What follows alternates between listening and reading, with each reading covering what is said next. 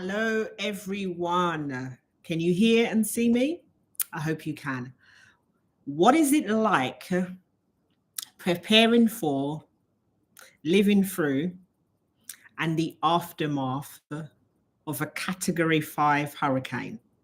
Hurricane Melissa that hit Jamaica. So, before I start, what I do want to say is thank you to everybody. That's better.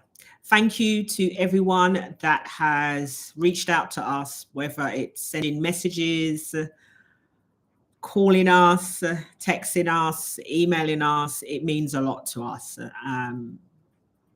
Exactly the support that we need at this time. And for our global audience, blessed love to you all for the donations, the pledges that you have given, your thoughts, your love, the messages. It just reminds me that there is still humanity left in this world.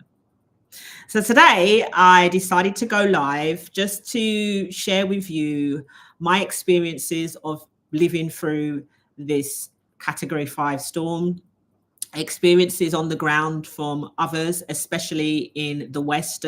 As you know, Westmoreland, St. James, Hanover, St. Elizabeth, Trelawney and St. Anne were severely damaged. It is catastrophic there. I want to give some national updates, government updates.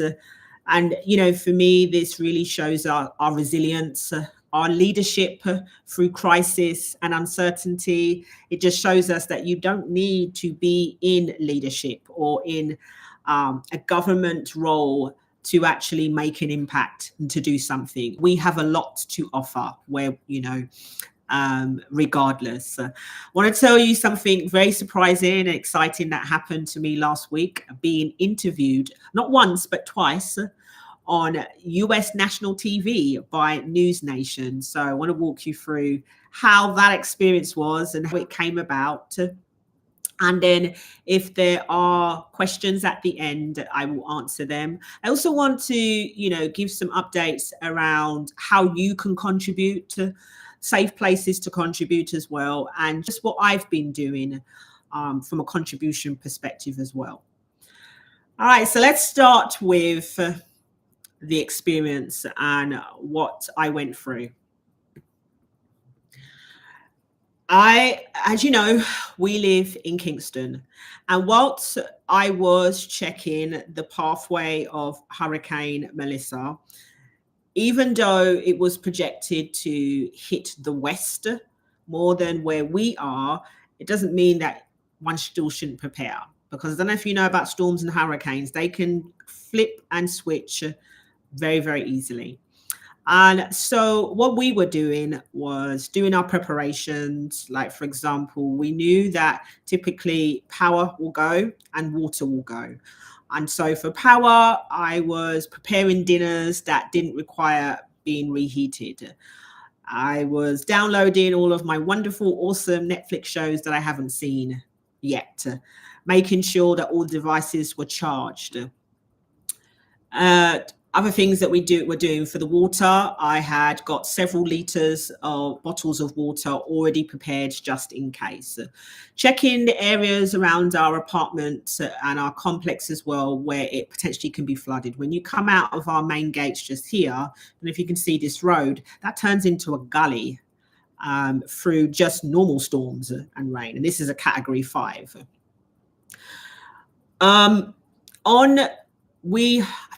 I think it was around, the hurricane hit the Tuesday, but the Wednesday prior, myself and Mala hadn't left the house. We did on Friday morning, and that was just to get our shopping and to go downtown to the market to get some groceries. As I expected in the supermarket, everybody's panic buying, and we weren't. We shop every 2 weeks, so we were shopping for things that we need every 2 weeks. And the food that we use, can be eaten cold or can be eaten warm. So, and I didn't believe that we would be out for, especially where we are, to be out of water and electricity for 2 weeks. Other things that we were doing just to make sure that we were grounded and prepared. I was watching the news, but I was more focused on government updates. I didn't want to get involved in looking at accounts on TikTok or Instagram or Facebook, because when I looked at those accounts, those news outlets that are international news outlets, just felt that the narrative was more about being fearful. If you're living in Jamaica, you should leave Jamaica right now. And I just wasn't happy with that. I believe that there needed to be a balanced narrative. And that's what I got when I heard Prime Minister Andrew Holness speak. That's what I got when I heard OPDEM speak around how to prepare yourself, what you need to be doing before, during, and afterwards. These are the shelters that you can go to. This is what's been put in place. Like, for me, that felt more grounded, that felt more intentional. It was the balance of, this is a serious hurricane, this is a serious storm, and these are the things that we need to be doing. A week before and leading up to when the hurricane hit, we had a lot of rain in Kingston. And I don't think people realized that the amount of rain that we had wasn't normal, especially leading up to a storm. We had flooding in places that are flood prone, but not at that level it was happening. People were calling Halfway Tree Halfway Pond. All right. We had flooding in Ligony, Barbican, New Kingston, Halfway Tree. And, that should have given people an indication that this is something that could turn much worse than we expect. And there were evacuations that were happening in Kingston. There were mandatory evacuations in some parts of Kingston, but for us, there wasn't. So we fast forward to Monday night, and it's been raining intermittently on and off. It's a rainy season anyway, which we expect, but there was a bit more rain than I'd thought. And Monday night, it was raining quite heavy. It was getting quite windy. And then we knew that Tuesday, round about lunchtime, that was when it would be landfall. So around about 1 o'clock, 2 o'clock, yeah, man, the winds started to pick up. Like hurricane winds were coming now. For the last kind of few days before Tuesday, the internet was getting slower. Monday and Tuesday, the power kept tripping out. And by Tuesday afternoon, power was cut. We did not lose water though, not even the pressure was low. By Tuesday night, well, to me, it felt like the hurricane was here. And I kept looking outside just to check the cars were still in the right place. And throughout the night, you would end up seeing some branches on the ground. I had moved things around in the house to make sure, for flooding, just in case. On the Monday afternoon, we had workers come around with sandbags to put in the apartment. You could buy if you wanted as well, but I just felt like I've got blankets, we'll just use that. Anyway, Wednesday morning, I'd woke up about 6 o'clock. We had no electricity and there was obviously no internet either. And so I was mobile hotspotting, and I shouldn't have done this, but I did. I went outside. I went for a drive, just 5 minutes around where we live. We live off Constant Spring Road, just behind Super Value Town Centre. We're a couple of minutes walk from the tax office. So I drove up to just at the bottom of Stony Hill, like Manor Park, Waterworks area, Shortlands, Shortwood, around that area, just to see what the devastation may have been. And for us, all I saw was some roads were a little bit uneven. Like I had seen branches on the ground, but that was it. I drove into a few of the supermarket plazas, so Manor Centre, Manor Park, Super Value Town Centre, car park, and it just really was branches. And work was already underway to actually start to move all of the branches from the road. So I was very, very, very surprised about that. Because it didn't feel like that the night before, and I was extremely relieved. So that's the story of what I lived through, preparing for and going through a Category 5. It wasn't like that for other parts of Jamaica. So I have friends that live in Montego Bay and Hanover, and I've only just heard from them in the last couple of days. Somebody that I had spoken to who lives in West Green, I finally managed to get hold of about five days after I'd spoken to him. So on a Monday, which was the day before the hurricane was supposed to land, I'd spoken to him very briefly and I said, "You all set? You good for preparation?" He said, "Yes, but I've just found out that I live in an area which is prone to flooding." And so I was like, okay. So he was like, not very happy about that, but it is what it is. And this is what you need to you just got to plan and get yourself prepared. And that's the last time I heard from him. And I'd messaged him a few times, I think maybe around about Thursday. And I didn't expect to hear from him at all because of what I was seeing on the news through the Jamaican government. But then by Friday, I was starting to get worried, a bit more concerned. And then by Saturday, because it was still one tick. Then he eventually called me back. And I was like, phew. And I wasn't expecting to hear what I expected to hear. Like, by now, we knew that St. Elizabeth was devastated. That was the eye of the hurricane. Westmoreland, the Prime Minister had gone to Catherine Mount. I'd seen that. But what I heard from him on the ground in West Green, I wasn't able to find that really anywhere on social media. After my call, I had to go and search more in detail. So he'd said to me, "Natalie, I drove 2.5 hours from West Green to Ocho Rios to get gas, to get money out of the ATM, and to get food and water." He'd said to me when he got to Ocho Rios, it was like he was in a different world, a different Jamaica, because people were, yes, he knows that electricity, was out. There was some damage, but people were walking around, he said, as if nothing had happened and they were just going about their daily business and work. Whereas in Montego Bay, in West Green, in Catherine Hall, it's not like that.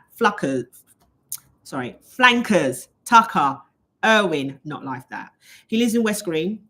He said to me, "Natalie, the night of the hurricane, which would have been, not the night, Tuesday, for the 6 hours, he said it felt like 60 hours. It said, no way was it 30 inches of rain. It come like triple that. He'd said 185 miles an hour.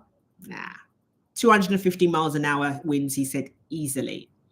He was extremely upset. He was extremely frustrated and angry, traumatized for his neighbors, his community. He'd said, "Natalie, there's nobody here afterwards. No one's come out yet. Do you know what it's like not to have water and electricity? And we're going into our 5th and 6th day." He'd said he's so glad that he had money, cash in his house, because can't get to an ATM, because the communities doesn't have cash. He said, "Natalie, I could go to Kingston," because his mum lives in Kingston, "and ride out until everything's fixed or there's some type of normality around electricity and water." He said, "But I can't. I can't leave my communities behind." So when he went to Ochi, he was getting food and water and gas, not just for himself, but for his communities. He said they're very traumatized. Water is coming through the windows the night of the hurricane, during the hurricane. He said he saw one of his trees get lifted up from the root and just flung across the road. He said he's got fleets of cars, and some of these fleets of cars are just down the road, round the corner. And, when he was talking to me, the best thing that I could do, and that's what I would say to everybody, when someone is going through that trauma and talking to you about living through a Category 5 hurricane that is due to hit that part of the island, just let them speak. That's it. That's the best thing that you can do. Don't be thinking, okay, what do I need to do? What can I do? Let me go and jump in my car. Let me go and get some shopping and go down there. That's not what I want to be hearing right now. They just need you to listen. And that's what I felt that he needed, just to talk, to get his frustration out. He was extremely traumatized. Had he known that it was going to be like this, he would never have stayed in that community. He would have actually packed and evacuated, but no one was saying to evacuate. That's what he says.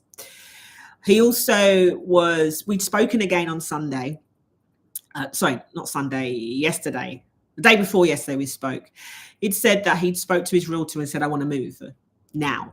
They never told him that this was an area that will get flooding, that's prone to flooding, because had he known that, he would never have moved here. And so that frustration and anger was coming out for him as well. He was much more calmer on the second call that we had. He'd said to me that in his house, the water was up to his knees. And I know for other stories, it was up to their neck. But he said, Natalie, it was the worst experience of his life living through that. And he never wants to live through it again. But let's be very clear. He's not about leaving his island. He never will. He was born and raised. Well, he was born in Jamaica, Kingston. And when he was 17, he moved to the UK and spent most of his life in the UK, the US, and Canada. And a couple of years ago, he came back to Jamaica. A family friend that's known me most of my life. And he said, I'm not moving. I'm not leaving the island, but I need to figure out and be more intentional about where I'm going to live. He was in that side of the island because of his business. Now his business is established, settled, well, for most part, apart from the hurricane. He doesn't need to be in Montego Bay anymore. And so he's strongly considering moving out of the West and come into this area. So that is a story of someone living in St. James. He'd said, Natalie, the roads are flooded.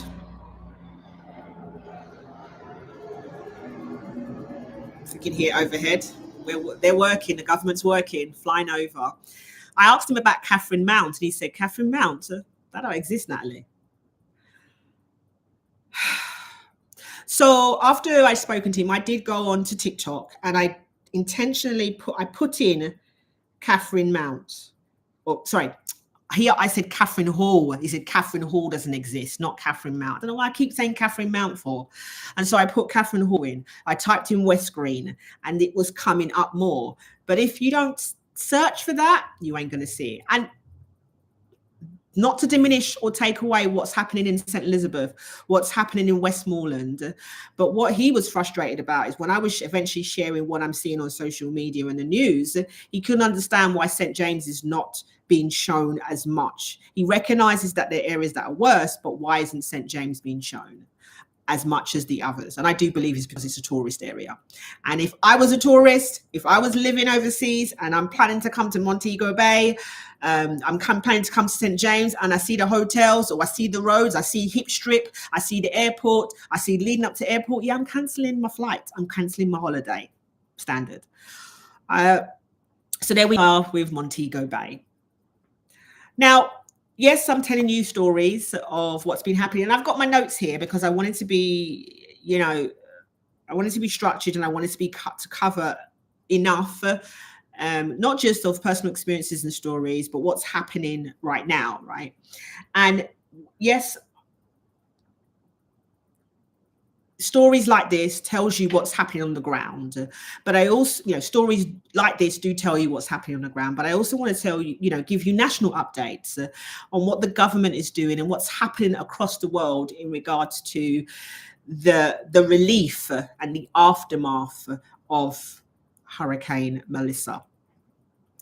So I've been a couple of days ago, well, actually up until yesterday, I do follow Andrew Holness on Instagram and TikTok. And at the moment, he is in Parliament every day, giving updates on where they are, what's happened so far, what they're planning, what they've seen, what are the next steps. And I wanted to talk to you a little bit about that.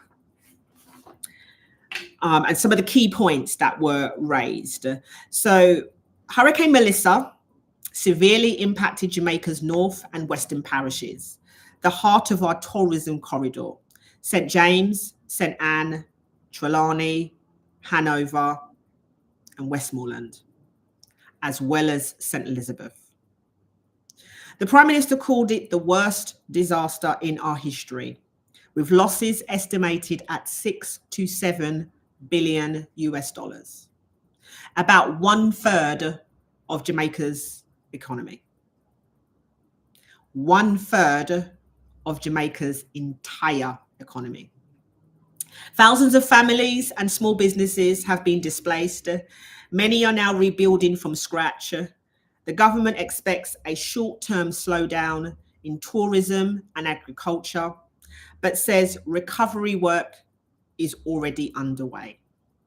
So those are some of the key points from one of his updates that I saw yesterday to the Jamaican government in Parliament.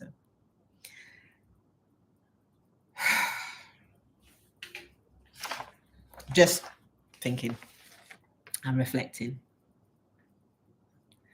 So what really struck me was how much we're going to need to recover.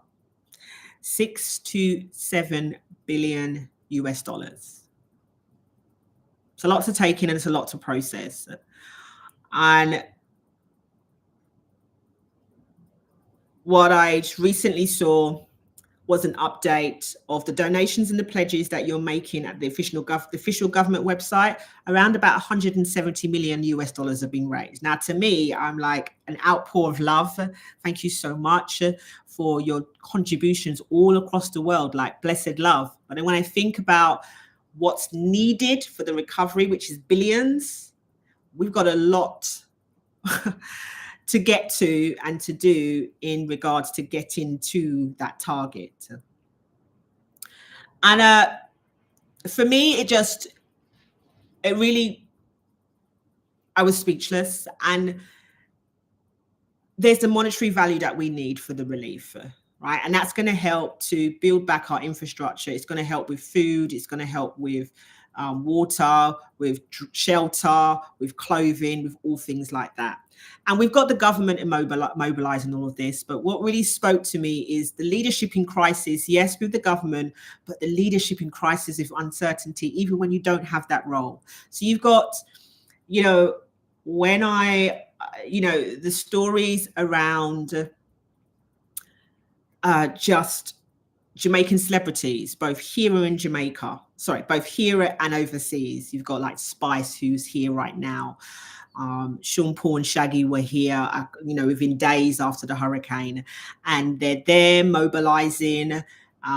You've got relief, food, shelter, things to build a shelter, water, all that we need, and getting that out. You've got persons like White Yardie who's doing their thing in the UK, in partnership with JM Bank. And I think it's Patty something or another, I can't remember, to get a container out. These are things that are amazing.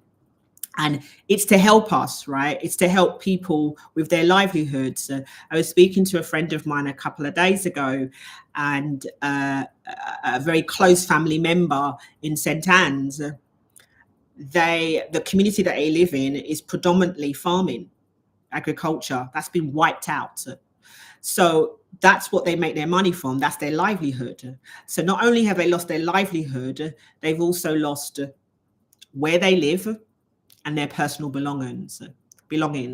And so the magnitude of what's needed financially for the recovery makes sense. I understand why there's an outpouring of love and monetary donations. It all makes sense. From the celebrities to the youth them. So the youth them that wear their pants below their bottoms, or we like to say below their batty, right? Or the ones that, some of the stereotypical attitudes of like, why are they sitting in the corner not doing anything, or they need to be doing something, those youth that we talk negatively about. I'm seeing them on TikTok, going into communities, Westmoreland, St. Elizabeth. These are the harder hit areas, the poorer areas. And I'm not saying they're not going in St. James, not saying they're not going in Trelawney, of course they are, St. Anne. But what I'm seeing on there, these young youths, right, probably in their late teens, 19, 20, early 20s, in their cars, right, going round and giving out relief, food, water, canned goods. Like, big up yourself, because they're not in leadership, But leadership is not about a role or title. It's about your character, right? It's about what's important to you. It's about being proactive. It's about saying, this is what I can do and this is what I'm going to do. It's about not waiting, right, for that support and doing that. Now, let's be very, very clear, viewers. You have to be careful. So there was a voice note going round in one of the WhatsApp groups that I'm a part of from a member of the JDF, and they're out, and it's really around Westmoreland, St. Elizabeth sides, because that's where most of the aid is needed in the highest priority, the marooned areas and things like that. So you got the Coast Guards and you got JDF in partnership to using boats to get to areas in the rural that are impassable, not just by trees and rocks, but there's no more roads and it's flooded.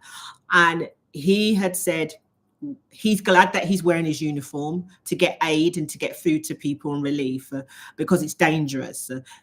He's warning and advising, especially women, but really anybody.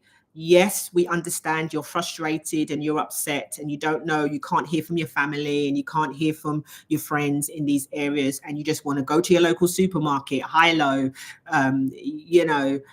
progressive food, Mr. Chin, and just pack up the things and go in your car and drive out. Don't do that, because people are being robbed at gunpoint. People are being stopped. Holland Bamboo, there was a situation.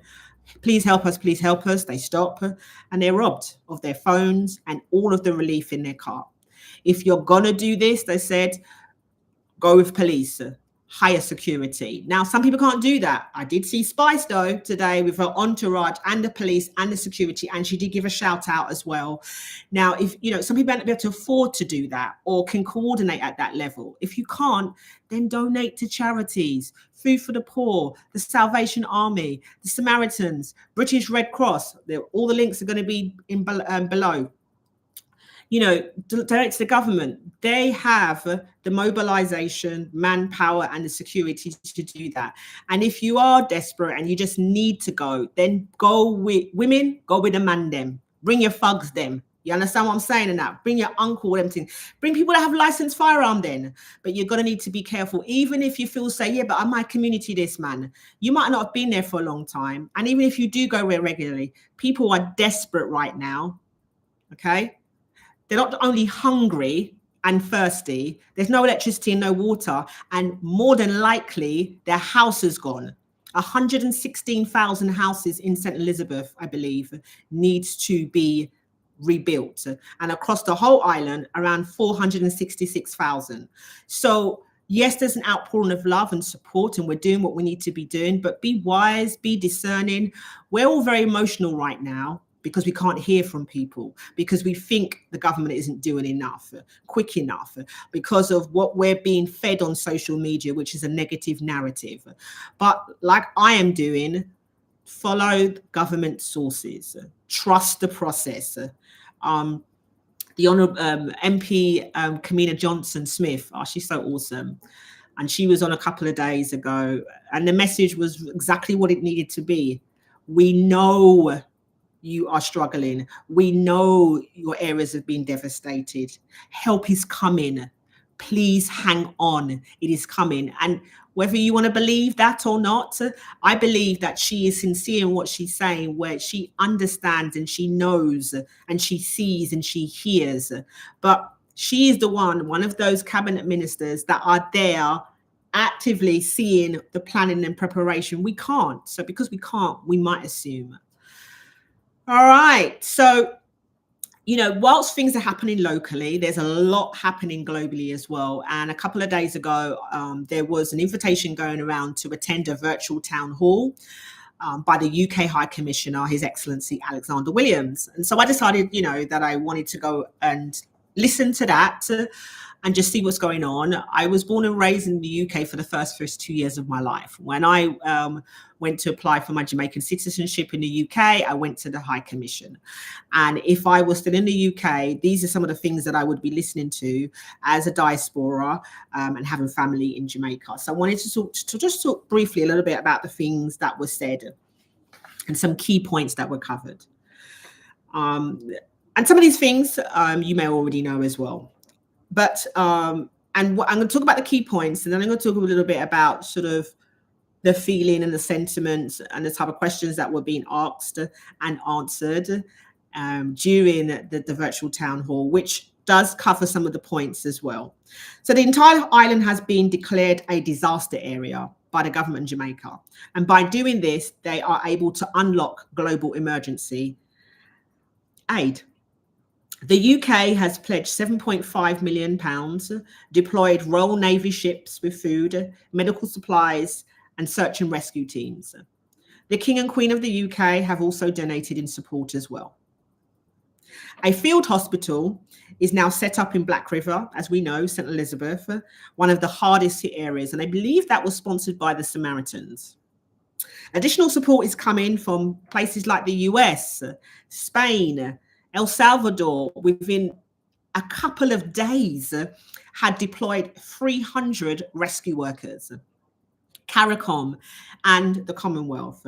Now, this shows the world is standing with Jamaica. And once again, thank you. Relief priority. So one of the questions that were asked, they were frustrated around hearing that if you're sending your own barrels, that they're not going to be prioritized compared to global aid. And so Alexander Williams had said, aid moving through official government channels will reach faster than private shipments or barrel that. Sorry, let me start again. Aid moving through official government channels will reach faster. Private shipments or barrels may face delays. Donation reminder as well. Alexander Williams implored us to please pay attention to the websites that we're donating to. If you don't choose to go through the government, if you don't choose to go through registered charities, that's your decision. But please, please, please make sure that you do your research for these websites, because there are criminal enterprises that have websites up. He listed at least 28 on that virtual town hall meeting of illegal criminal websites. So please, he said, make sure that you pay attention to who you're donating to. Now, on the call, there definitely was a lot of frustration. And I believe that if I was living in the UK and I couldn't get hold of my family in the Western parishes for several days, and I'm seeing what's on the news, the narrative is death, destruction, fear, devastation, then I'd be very frustrated and annoyed as well. And there were people on the call when asking questions, very heated, very upset.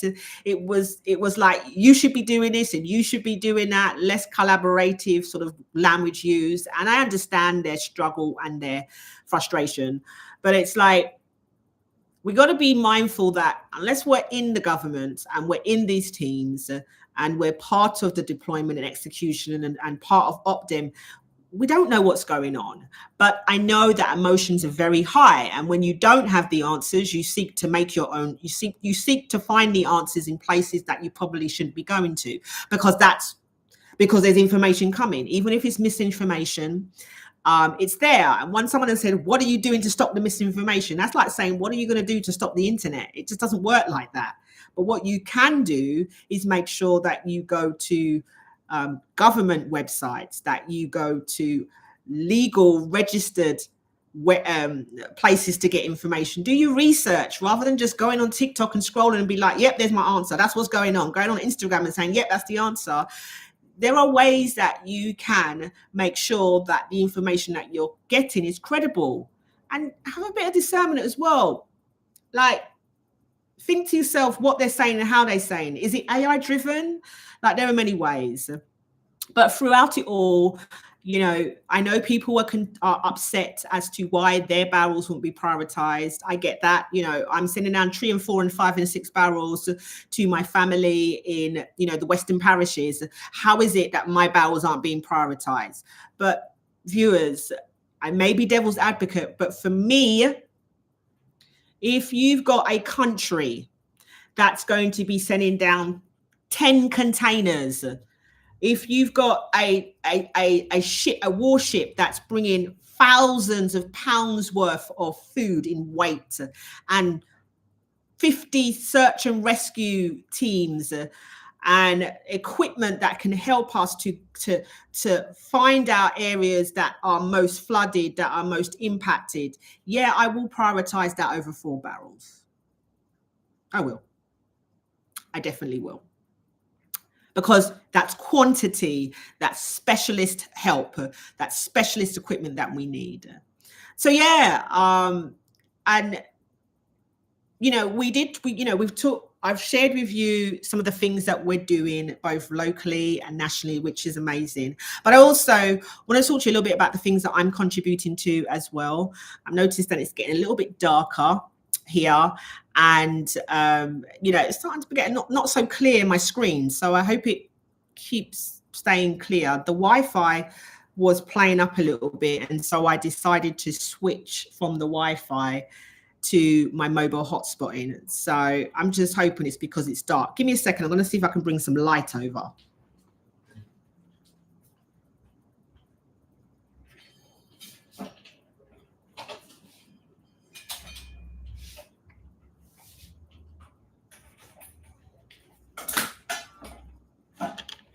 Just to see if that will make a little bit of a difference. I think it does.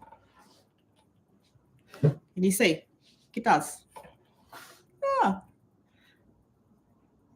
Maybe I should just put it out of the way. Yeah. Well, I'll be finishing soon.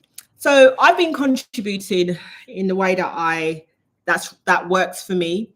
And there's recently a focus group that was created. You were invited to participate if you wanted to in one of the WhatsApp groups that I'm part of, a diaspora WhatsApp group around building back Jamaica. And essentially it's the purpose of that is when the government is ready to start putting out bids in building back Jamaica, right? Often, these bids go to international partners, it goes overseas. And we want to be able to have the opportunity to bid and to tender on it, right? We wanted the government to be encouraged and to consider Jamaicans and to consider the global diaspora so that we can help building back our own island, our own country. And if we have the skills and the vision and the planning and execution in what we include in the tender to be considered. And I'm a small business owner and I'm part of that. And I'm very excited to be doing that. We're actually going to have our first call after I finish this live. The second thing that I'm involved in is there's 2 WhatsApp groups that I'm part of. It's for UK-born Jamaicans that have moved back to Jamaica, and it's for the diaspora that have also moved back. And essentially the group is around just us connecting, sharing our experiences, building relationships, networks, business, helping each other as we transition into living in Jamaica. Now, this wasn't around 13 years ago for me. It may have been, but I wasn't aware of it. And so I was asked if I'd like to be an administrator for it. And I said, sure. And what we do is every few weeks, we actually get onto a Zoom call, we can connect in events are happening, if anybody needs help in the business, promoting businesses and your services. And what we're going to be doing, especially with the aftermath of the Hurricane Melissa, these Zoom calls are going to focus more on how are we coping, how are we dealing with this, what help do we need, what support do we need, what help can we give to others. And so that's what I'm contributing to, and I'm very excited to be doing that. That's something that I can do skill wise. As you know, I'm a facilitator, a trainer, I'm a leadership and development specialist. These are the things that I do around leading through crisis, resilience, building resilience, helping that mindset and paradigm. What do we do and have to build back, because we want our people not to be burnt out as well in just the deployment of everything that's going on. And so, yes, and as I said, I wanted to share quickly with you something that completely caught me off guard and surprised me, which was being invited to be interviewed on US national TV, the news channel News Nation. So I'll tell you a little bit about that. So on the Monday morning, I was getting ready and preparing for the hurricane. And then I got an email about 9:10 from a booking producer called Lisa Bergman, who asked me if I'd like to be interviewed. So I'm like, is this for real? So you know me, I'm talking to Amani, right, to find out what is she actually, is this real? Amani is ChatGPT. So Amani gave me some advice of what to do to research the person and the company and the news, the news network, to see if it's above board. And then once we do that, take it from there. So it was above board. So I was like, oh my goodness, like, wow. So I'd asked her, how did you find me? And she said to me, sort my hair out. And she said, Natalie, I went onto Google and I wrote in, I live in Jamaica, and you came up. My website, my YouTube channel, and my LinkedIn profile. So it just goes to show everybody, putting yourself out there, being consistent, whether it's, having a YouTube channel and adding videos, whether it's having a website for your company, being part of LinkedIn and having an account. It all works. SEO optimization. And somebody from the US, a news channel, found me.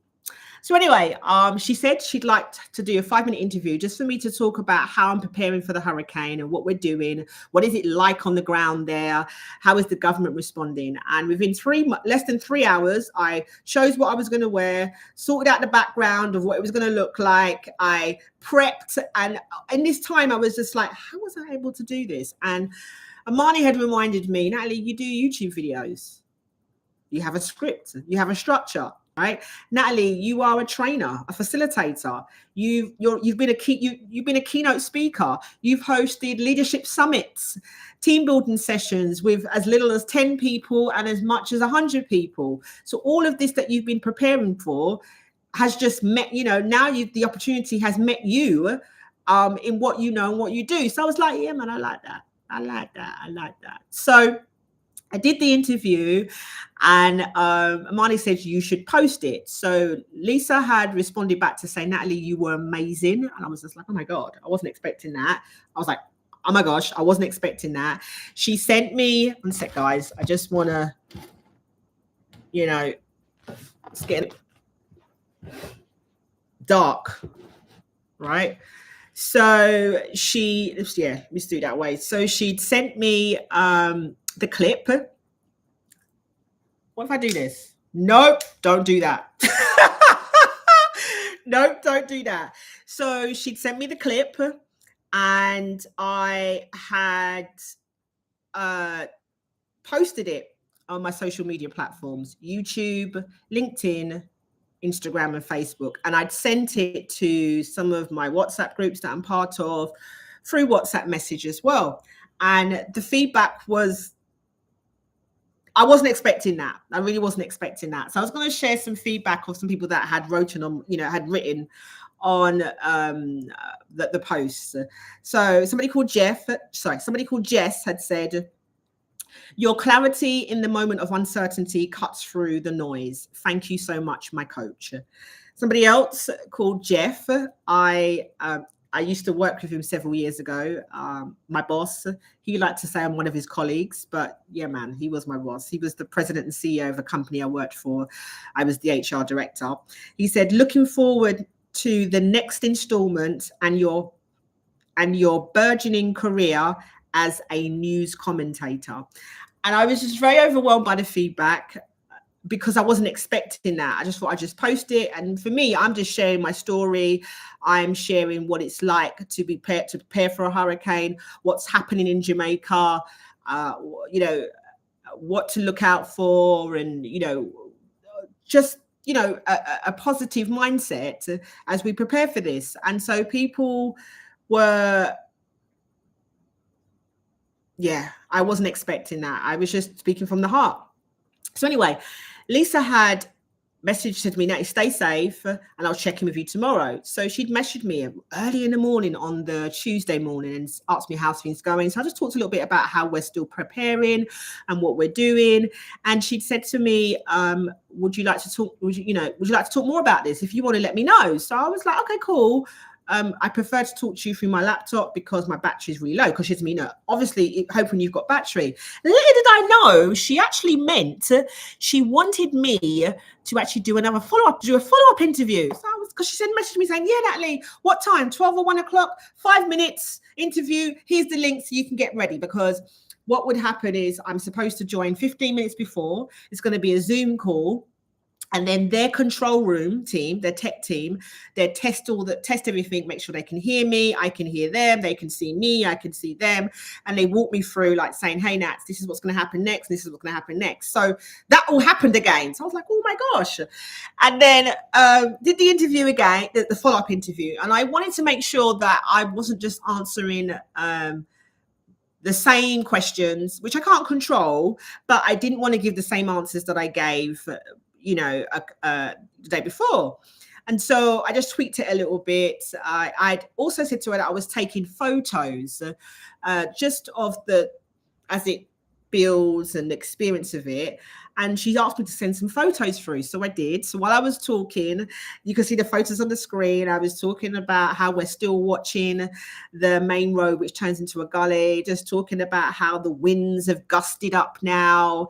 And, it really is a ghost town where we were. Nobody was on the road. You didn't hear anything. And that's exactly what you're supposed to hear.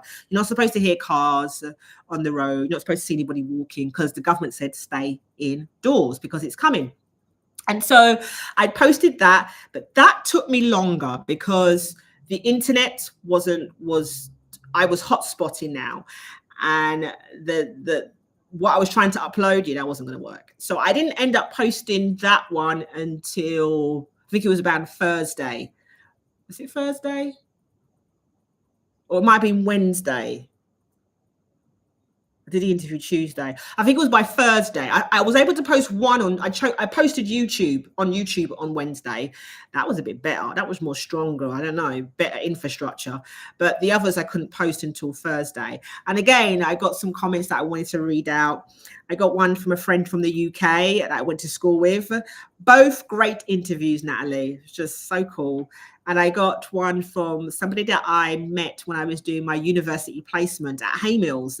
She lives in Finland now. She went back home, and she said, what did she say? You shine once again, our star reporter. And all I was really doing was just showing up and just making sure I was prepared and asking questions. So that experience was something that I wasn't prepared for, but I turned up and made sure I was prepared for it. And even Admani, ChatGPT, has said there wasn't much you needed to prepare for, Natalie, because you've been doing this for years. And when I was talking to her about the feedback I was getting, she said, why would you be so surprised about that? Like, that's who you are. You showed up. And that experience was something I've been waiting for a minute. But I didn't think it was going to come now. I thought I'd need more time and, just to get established and, but it just goes to show when you have internet, when you have social media platforms, the power of social media when it works in the right way. So my advice to you all is just keep doing what you're doing, right? Just keep posting on your social media platforms. Just keep post on YouTube. Be intentional about your brand and your businesses and your products and your services, your narrative, your, who you are. Because when Lisa had messaged me after and said, Natalie, you were wonderful, it made sense, right? She'd done her research. She's seen who I am.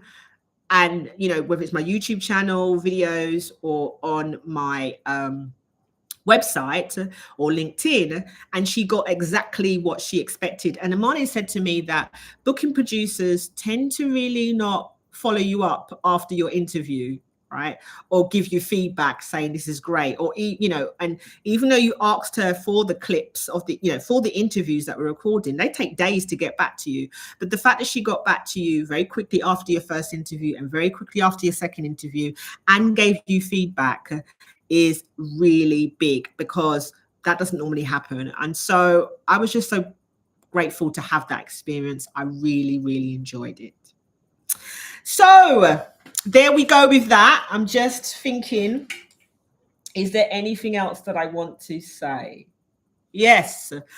where I talked a little bit about where you can donate. So I just want to remind you all, like, yes, the power of visibility and having a platform to be on. I'm like, Jesus, like Lisa said to me, oh, because when I asked her for research, she said, oh yes, we're a US news channel, News Nation. We broadcast in 50 states. That alone should have made me paranoid. That alone should have made me intimidated, but it didn't. It was just information, and being on a platform is powerful, right? Having visibility to share your voice is powerful. But what also is powerful is your action, okay?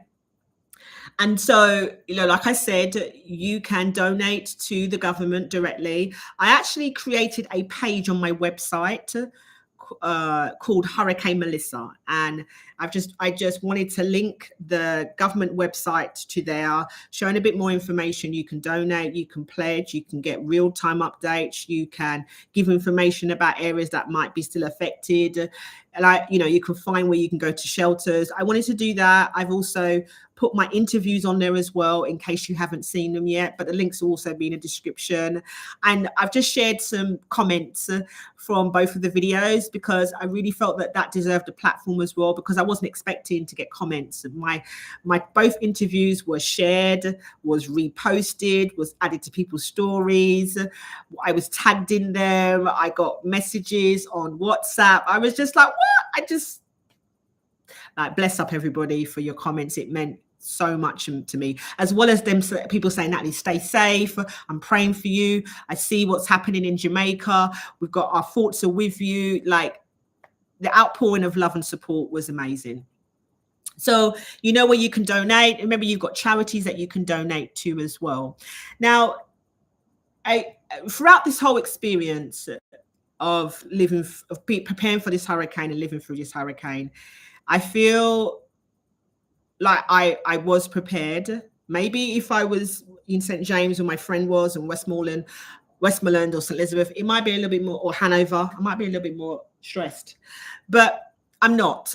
I'm in Kingston, and this definitely was a lived experience. It was an experience that taught me a lot about resilience, about Mother Nature, about preparedness, okay, about community, and that there is still humanity in this world. Even though sometimes we may not feel and think it, there are people that care about us across this world. And when you cut through the noise and the negative narratives, and sometimes it feels a little bit racist when they're like, Jamaica is poor and has nothing, and they can't do anything, they're not capable of looking after themselves, which is rubbish, okay? It's just, that is there as well, but there's so much more that's not that's there as well, and it annoys me when it's said. But when you cut through all of that, there are people that genuinely care, there are countries that genuinely care, there are charities that genuinely care.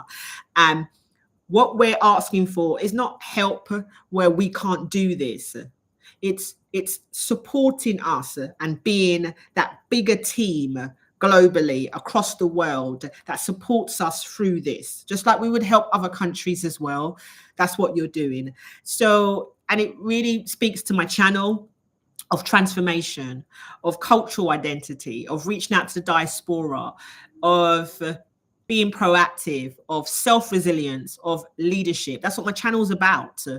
It's not just about masterclasses in how you can communicate effectively. It's masterclasses in how you can be motivated and stay motivated, how you can structure your life and your time and who you are. My videos on YouTube are about not just, oh, why I moved to Jamaica. Jamaica's so wonderful and it's so lovely. It's not just about that. It's about my cultural identity. It's about being part of the diaspora. It's about my lived experience and how I live in this country, even though sometimes it gets hard, these videos show you why I choose to still live in this country. And I just recently posted a video called Why I Choose to Live in Jamaica Even When It's Hard. It is visibility, and people are definitely connecting to it. So if you want to know a bit more about Natalie, not necessarily connected to the hurricane, but definitely the theme is around what I've just shared: resilience, love, culture, community, my love for Jamaica. Check that video out. The link will be in the description. My up and coming video was from a viewer that asked a question on a previous live. What is it like living in Kingston? So I'm going to be answering that in my next up and coming video. And if you want to binge a playlist about my life in Jamaica, the cultural shocks, as well as the wonderful moments in Jamaica, how I've transitioned to living here, the places that I've visited, the places that I've eaten at, then I suggest that you check out the playlist, which is linked below. Now, if there aren't any other questions, I'm not seeing anything in the chat, but I do thank you for all being here. And I'm going to tell you, I'm a little bit nervous because it is super dark here and I have no idea what this video is going to look like. So I'm hoping Premiere Pro that I use can lighten me up or lighten up the background, because there's so much that I want to edit in this live. That would have been better to face that way. Well, I don't know, actually. We'll see. But thanks again, everybody, for being here. I really appreciate you tuning in to let you know that I'm safe and I'm okay. And thank you, everybody, again, for your love and your support from the global community, and love and support for my family and friends. And remember to learn, love, and live.